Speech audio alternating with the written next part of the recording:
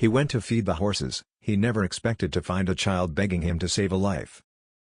The storm rolled in without warning, lightning cracking over the hills as rancher Luke Harding fought against the wind, running toward the barn to secure the doors. The thunder shook the ground, and some instinct, made him stop cold. Through the darkness, he heard a soft sob. Pushing open the barn door, he saw her, a tiny girl no more than 5, barefoot, soaked to the bone, clutching a ragged doll to her chest. Her wide eyes shimmered with terror as she backed away from him, trembling. "It's okay," Luke said gently, lowering to his knees. "You're safe now." But the girl shook her head, voice barely a breath. "No. Mama's dying outside."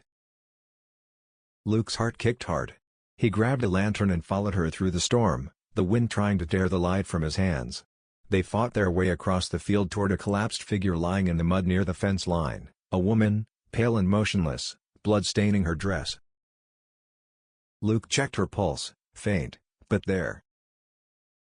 He lifted the woman into his arms and carried her back to the house, the little girl running behind, crying her mother's name. Hours passed as Luke worked, wrapping wounds, warming her by the fire, refusing to let her slip away. And somewhere between midnight and dawn, she opened her eyes. The woman whispered her name, Emma, and the story spilled out. They had been fleeing someone dangerous, someone who would never stop searching. They thought the storm would hide their tracks. It nearly killed them instead. Luke promised they weren't alone anymore. Days later, the sheriff arrested the man hunting them, and peace finally settled over the ranch. The little girl, Lily, clung to Luke's hand like it was the only solid thing in the world. Emma's strength returned, and with it came something neither of them expected: hope.